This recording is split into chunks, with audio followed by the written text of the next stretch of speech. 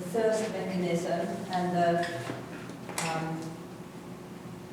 the issues surrounding that, and that we can't trust being thirsty to keep us hydrated.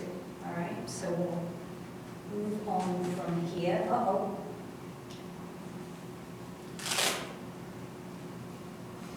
Wait until Chris reconnects. Oh yeah, good. Are you there? Yeah. You keep popping in and out. You all right? Yeah. I think it was like Aaron and they tried to restart everything over. Okay. All right. So, any questions on the information from Monday? No, I'm good with everything. Okay. Okay. Oh, by the way, I did put in a request to switch you over to my advising list. Yeah. So, just email me for an appointment and we can get that done for you. Or did I send you an email? I can't remember. I think you said. I sent one? Okay. All right, so look at what's going on that can cause dehydration while we're exercising, and also what the impact of being dehydrated is on different types of activity. Right? So just to review, we're losing quite a lot of water by sweating, particularly if it's a hot environment, and that sweat is part of our cooling mechanism. Works much better over here in New Mexico than it does in the south where it's very humid. When it's very humid, that sweating mechanism doesn't work quite as well, and we'll come back and talk more about that after this exam and when we're looking at the environmental chapter. So the water is being released through the sweat glands. It's also coming from inside the cells and between the cells, so there's fluids between the cells. Blood plasma, muscle tissue holds water, so we lose some from muscle tissue. You can lose it from your skin and organs and bone. We don't lose very much from the brain and the liver because they're so crucial to maintaining aliveness that the body does everything it can to take water from other places and leave the brain and the liver alone. Okay? So, and there are certain activities or situations where we're going to be more susceptible to getting dehydrated, so we have to pay closer attention. All right, so environmental factors, as I said, we'll go over those a lot more. I think it's chapter 11. Heat, altitude, wind, all those kinds of ideas. Being in a weight class sport tends to put individuals at more risk because weight class sports do some crazy things to try to make weight. So, you know, any sport where you have to stand on a scale in order to be put into a section, or for jockeys in order to race, you know, with or without additional weight added to the horse, they tend to do some rather extreme behaviors to lose weight in order to weigh in.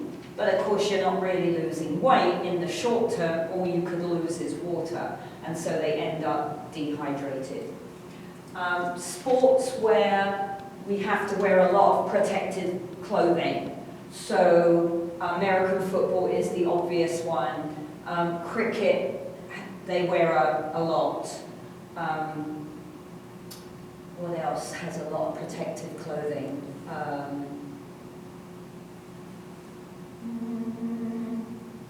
Hockey. Oh, hockey, yeah, hockey.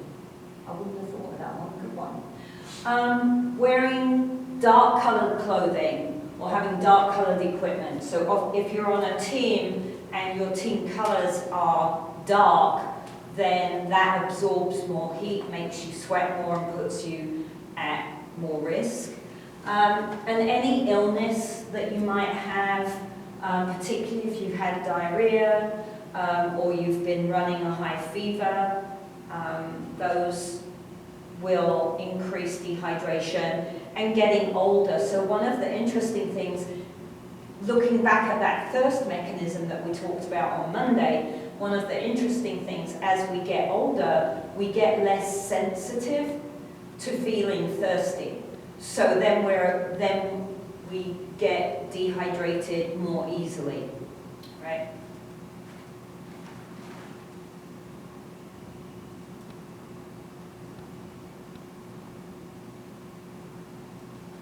Okay, so we're going to look first at aerobic activity and what happens here. So when we get dehydrated and we're trying to do a long hike, or we're trying to go for a run, or we're in a bike race, right? Any of those long distance, long time type endurance events. So what happens, we've got three major areas that get impacted by dehydration. All right, so the first one is cardiovascular. And so the immediate problem is the drop in plasma volume, all right, because that then makes it harder to deliver oxygen to the working muscles.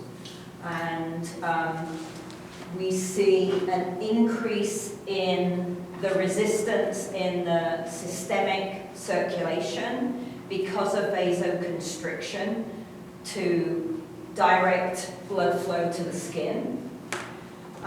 We see a decrease in blood pressure, an increase in heart rate. So heart rate, for 1%, for every 1% of your body mass you get dehydrated, your heart rate will go up on average 3 to 5 beats.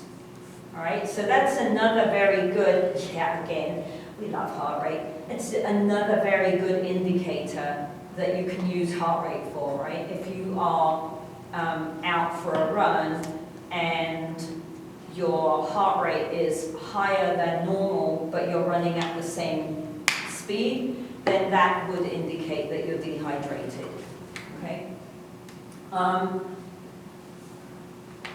We see a decrease in stroke volume, which is why we see the increase in heart rate to try to maintain Q, but over time we'll see a decrease in Q as well, all right? And so we see that all impacts performance, all right? If I have got less blood flow around the body, then I'm delivering less carbohydrate and less oxygen, then aerobic performance has to go down.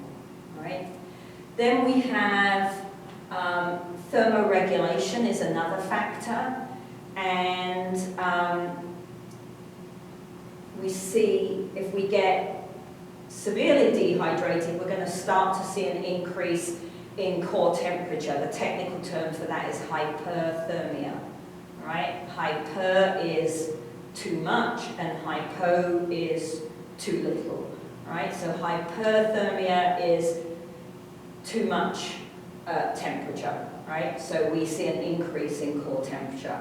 When that happens, it kicks in a mechanism that ends up decreasing sweat rate. So that means that I'm already too hot, and now one of my key cooling mechanisms is not working properly. So then we see a continued rise in core temperature, right? And decreased skin blood flow.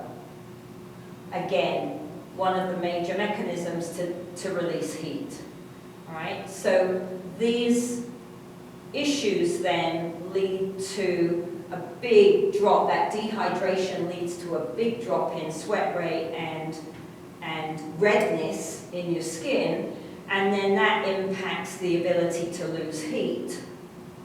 which is a big problem, and then it just feeds into that hypothermia, all right? So once you're on that road, it's a pretty slippery slope if you don't pick it up quickly and either stop exercising or at least stop long enough to get a lot of liquid into you, right? And then our third area is metabolic issues. And so because we're delivering less carbohydrate and less oxygen to the muscles, they're not able to work as well, and they're not using as much oxygen, and therefore VO2 goes down, right? And we see a decrease in lactate threshold, so that lactate threshold, instead of going to the right, starts to edge to the left on a day when you're dehydrated, and so that means you enter that fatigue stage a lot earlier than normal, all right? We start to use a lot more glycogen in place of stored fat, and again, the more I'm using my glycogen stores, the closer I am to fatiguing and having to either really, really slow down or stop altogether, okay? So lots of impact of being dehydrated. And when you look at some of the numbers in the chapter, it's really quite amazing. So when they look at 5K races and 10K races, with a 2% drop in water, so dehydration levels at 2%, we see a decline in times and performance for 5K and 10K.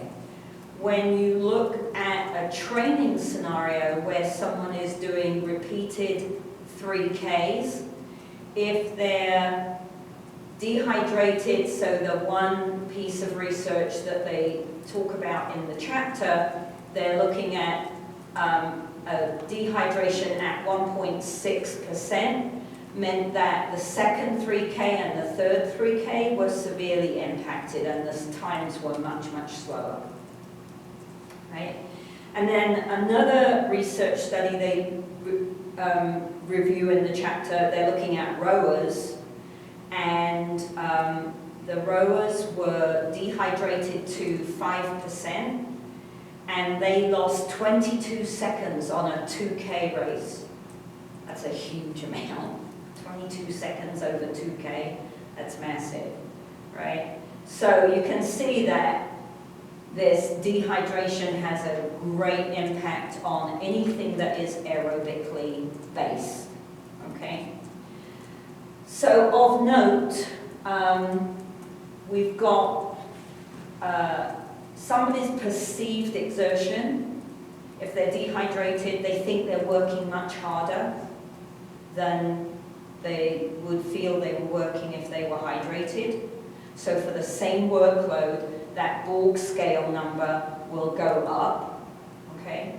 Cognitive function decreases, as we mentioned on Monday, as we get dehydrated, and it actually doesn't have as much, by about 1%, cognitive function is already decreasing. So it decreases before aerobic stuff decreases, which is around 2%. So if my cognitive functioning is down and I think I'm working harder, then my motivation goes down to maintain the training session, right? And it also affects decision making. So I might make a poor decision that leads to me getting injured or to us losing a point, maybe, right? Dehydration greater than 2 to 3% impacts aerobic power. So we start to see a drop in aerobic power and endurance. There's less impact if you're in a cold environment than if you're in a hot environment, which is quite interesting. And that's probably because of this thermoregulation effect, right? If I'm working in a cold environment, then this an increase in core temperature is much less likely, right? So this element is kind of decreased a lot more if we're in a cold environment than a hot environment.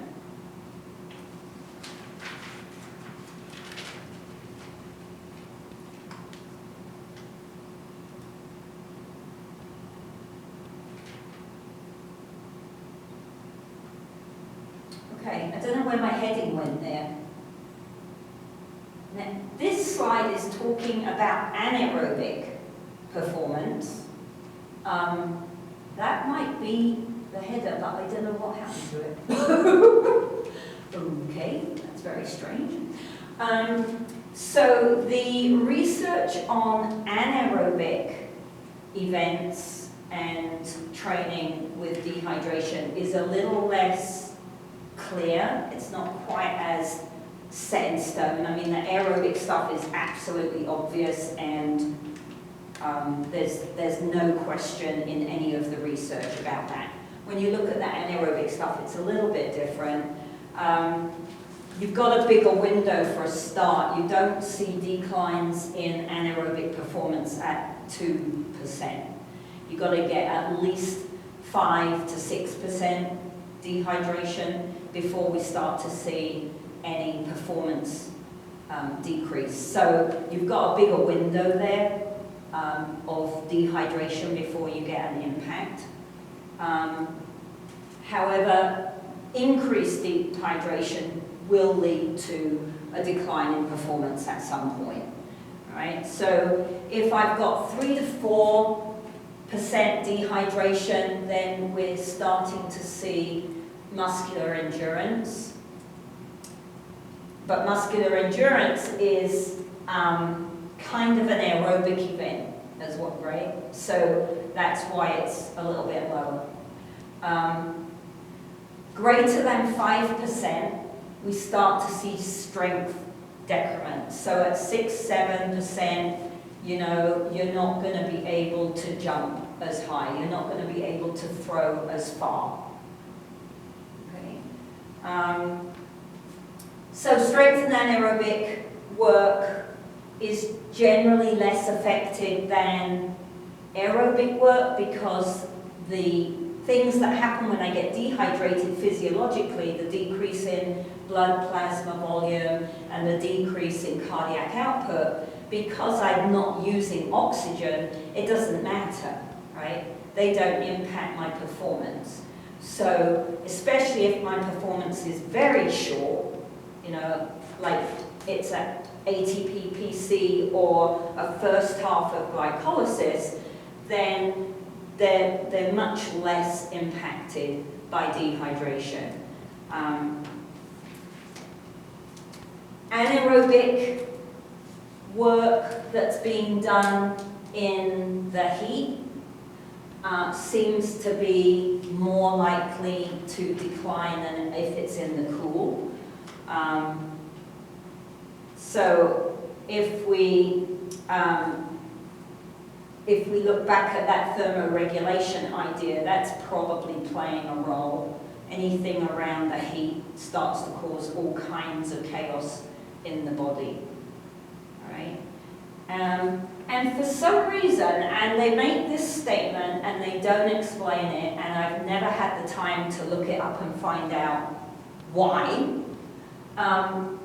Apparently, the research indicates that when you're at this level where we see strength decrements, they're more likely to occur in the upper body than they are in the lower body. So like a thrower might have more trouble than a sprinter, perhaps, or a lifter, right? Which seems very odd to me.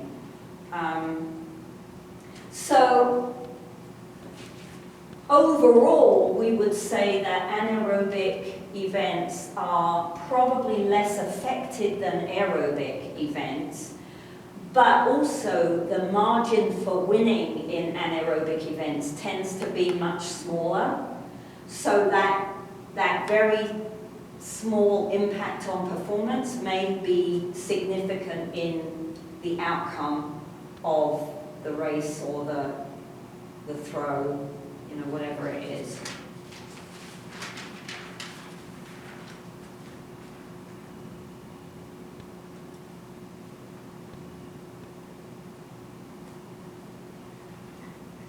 Okay, hydration assessments. Because of who we are as a group, the book tells you some other information. Oh, let me go back, let me backtrack 1 minute. If you get to page 294, they have specific examples by sport. So they've got marathon, they've got freestyle wrestling, and they have basketball and soccer. So there's some specific examples directly linked to certain sporting activities in there for you.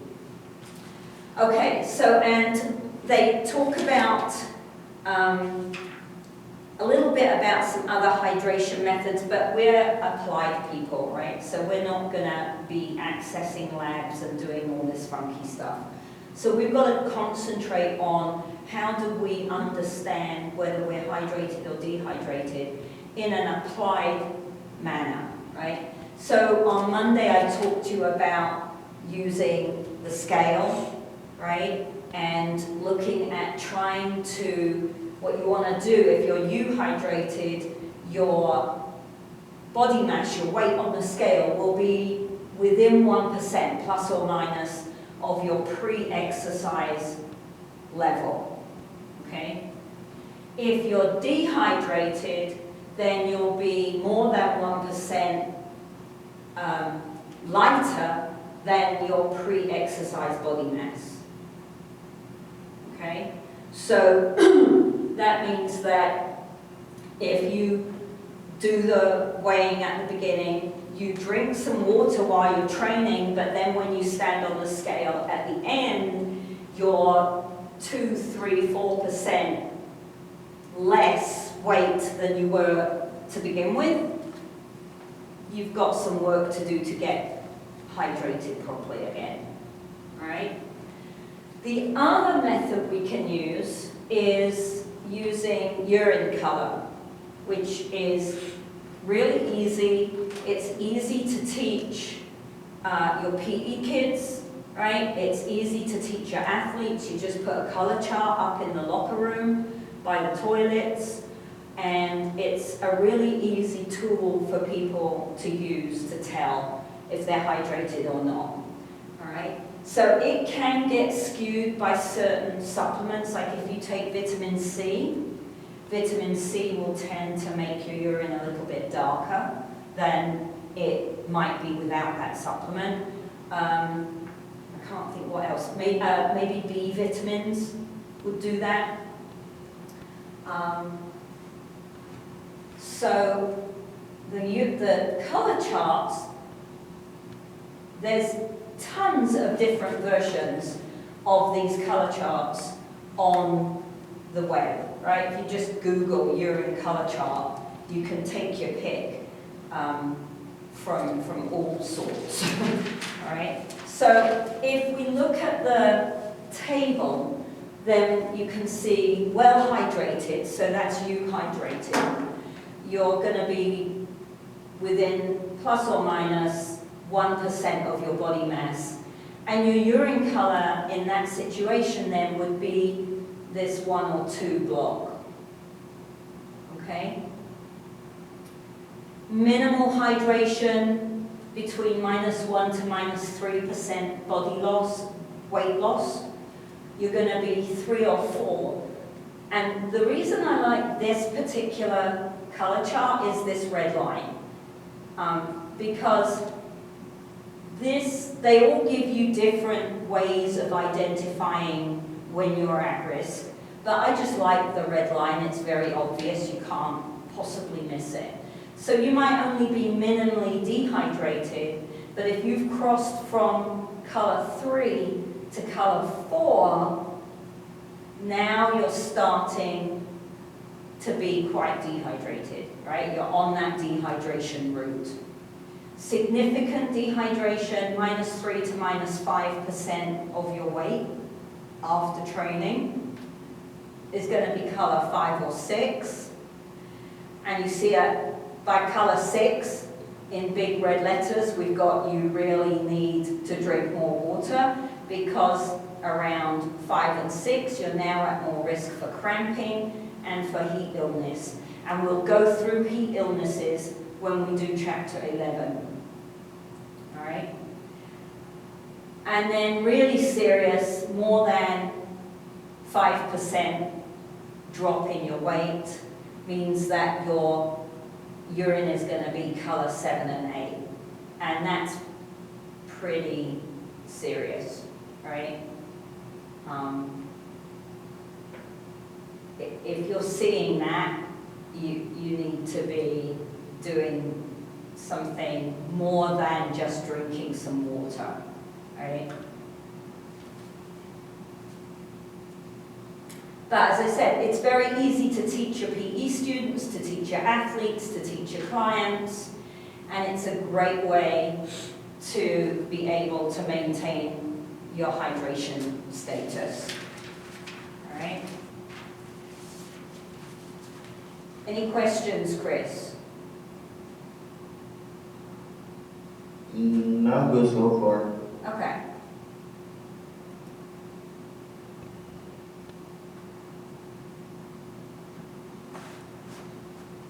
Okay, so getting dehydrated is a big problem. People are very aware of the problem generally, although they're not aware of their hydration status, which is why the urine chart is useful, right? They know that they shouldn't get dehydrated because it's not healthy, but they don't know whether they're hydrated or dehydrated, right? We rely on that thirst mechanism, and we said we're already dehydrated once we get thirsty, okay?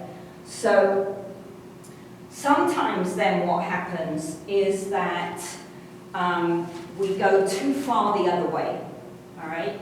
And we develop a syndrome called hyponatremia. Hyponatremia is technically too low blood sodium levels. So your blood sodium concentration is below optimal, right? Well, below safe, okay? That can happen a couple of ways. The most typical way and the obvious way is that you drink too much water and you water down your blood plasma and your sodium balance throughout your cells and your extracellular plasma, and we get this issue, hyponatremia. So in the media, it's often called water intoxication, right? It can be brought on by maybe drinking too much water over a 4-hour exercise bout that's relatively low to low moderate intensities. So you will see it in recreational cyclists or recreational hikers sometimes. You'll see it in people running marathons that aren't running the marathon in 2.5 hours, right? Because they know they've got a drink, so they keep drinking, right? And then they end up drinking too much and just lowering their sodium concentrations. When this happens, the osmotic balance that we've talked about gets out of whack, and the body starts moving water out of the bloodstream into the brain tissue, and there isn't anywhere, there's no space in there, right? So all that additional water starts to put a lot of pressure on very delicate brain tissue, and we get this swelling, and that leads to disorientation and confusion. It may lead to a seizure. If you're very unlucky, it can lead to coma and even death. So this is not you know, oh, I'm water intoxicated. It's not kind of something to take lightly and to joke about. It can be deadly if it goes too far. Right? There's some argument that it might not be that you've skewed your sodium by drinking the water. It could be that there's some problem with mobilizing sodium that's stored in the body. So maybe there's some mechanism that isn't working correctly. So there's some discussion that that might be another pathway to hyponatremia. If you're sweating a lot and you're losing a lot of sodium in that sweat, then that could probably more likely to just impound what's happening with the water, right? I don't know about more likely in women than men. I think it maybe occurs in women more often than men. If they're competing in those ultra events, I mean, not me going out for a walk at the trail, right? But if you've got men and women competing in those 24-hour ultra craziness events, right? Then apparently they see more cases of this in the female competitors than in the male competitors. But they don't fully understand why that's occurring yet.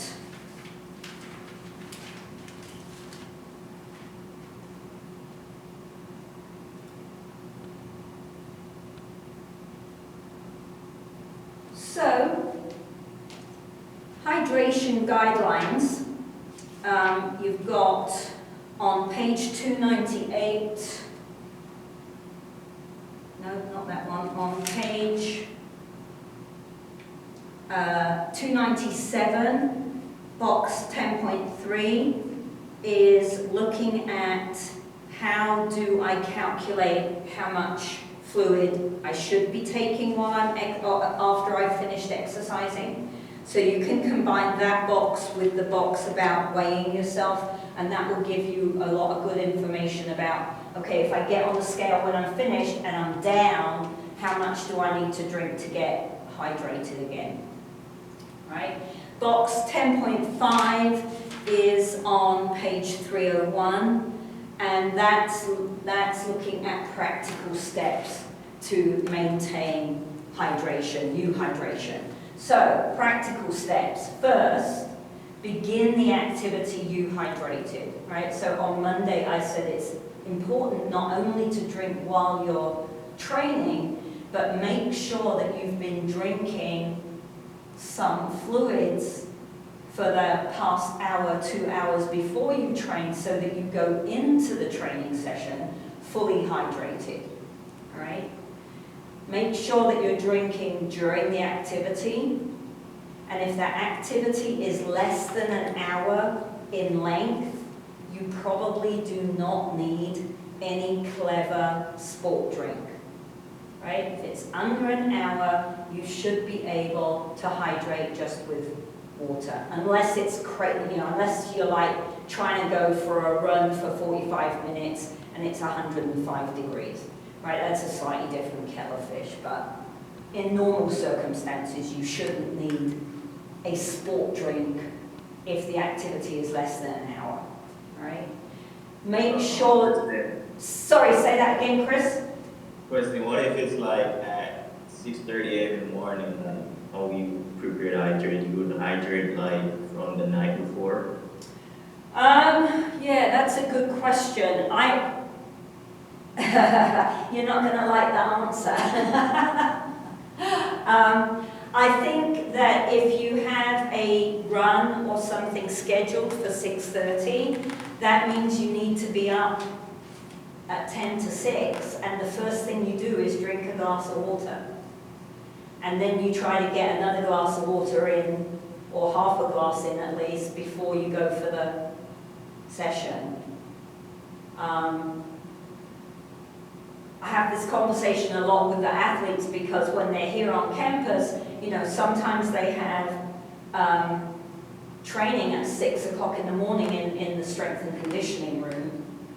And they go, and then the strength and conditioning coach comes and complains to me because they all go without eating breakfast, and so he can't train them very hard.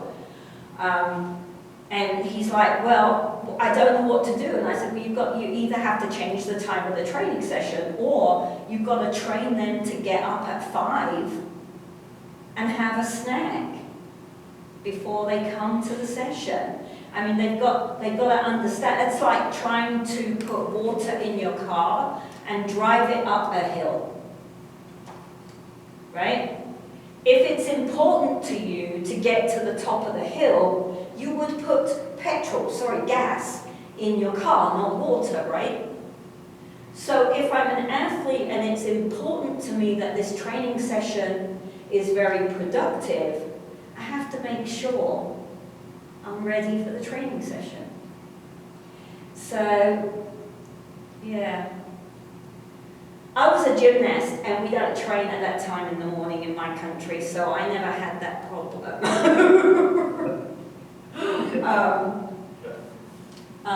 But yeah, I mean, really that's the answer, right? If you want that training session to be the most productive it could be, you have to have had a snack, and you have with enough time for that snack to be digested, and you need to be hydrated. So, yeah. Unless, of course, you're an Ashtangi yoga person, and they train at like 4 and 5 in the morning for 2 hours without eating anything. But they're a little bit obsessed, right? And they're not putting their neck on the line, right? Or their body. I mean, they might tear a hamstring or something, but they're not going to break their back or break their neck in a training session. So I guess they can afford to be a bit dehydrated. I don't know. Not my training time of choice, I'll have to say. Fluids should be palatable and cool, not freezing. So this is not an ice cube scenario. This is a bottle of water that's been in the fridge, right? But you don't need to add the extra ice cubes unless you're overheating. And it might need to contain electrolytes depending on what the activity was, okay? One of the reasons that they add all these funny flavors to the sports drinks is that a lot of those sports drinks have sodium in them to try to negate the hyponatremia. You know, well, try drinking a glass of salt water, it's disgusting, right? But they want you to pay them and drink their drink, so that's why they chuck all the other stuff in, to make it taste good. Okay. Develop your own hydration plan. So if you're the teacher or the coach, right, your job is to give the information and teach them how to use it, not to provide the hydration plan for them, because you can't plan for a whole team or a whole class of people. Every individual's hydration plan has to be particular to them, okay? So it's very important, you know, I appreciate the coaches telling the athletes, you've got to walk around with a gallon of water. I do, because at least they're encouraging them to try and stay hydrated. But it's not individualized, right? So from what I have read, and from the ACSM guidelines and other authorities, it's important to try to make it personal as much as you can, individualize your plan for yourself, and be flexible, right? Because it's going to change depending upon what environment you're training in, okay? All right, and that, Mr. Chris, is the end of that chapter. This was a quick chapter. Yeah, it was, compared to some of the others, yeah. And so that means that on Friday we will do a review session. So try to look at some things before Friday so that if you've got questions about anything, you need me to repeat something, we can do that on Friday for you. Go over anything that you need. And then the exam will be on Monday. Okay? Okay, Questions for now, or are you good? I'm good for now. All right. Well, enjoy the rest of your day. Stay safe. And I'll see you, oh, tomorrow. Do you have a syllabus there, Chris? For lab? For lab? Yeah. What do we have on for lab tomorrow?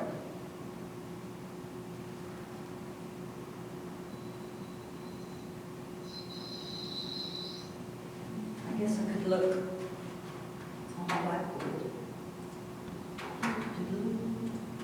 Look here. Wow.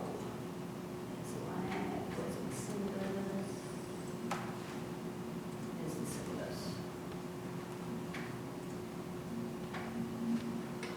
All right, let's have a look here. Tomorrow is the 12th. But that isn't the syllabus. What's that? That's very strange. Okay, let's try that again. Where's the syllabus for you guys?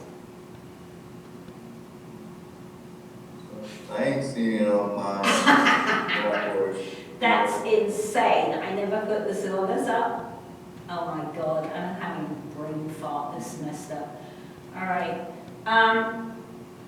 If the syllabus is ergogenic aids, and I cannot remember for the life of me, when we are doing ergogenic aids in lab, that is actually a class content lecture. It's one of the chapters on the final exam. I think it's the final exam. Yeah, it can't be this week. Can't be. Eeks. I better check that when I get home this afternoon and I'll send an email. So I will see you tomorrow and I'll let you know if we're doing something that is involved with class. And we'll do review on Friday. Okay. Okie dokie. Bye.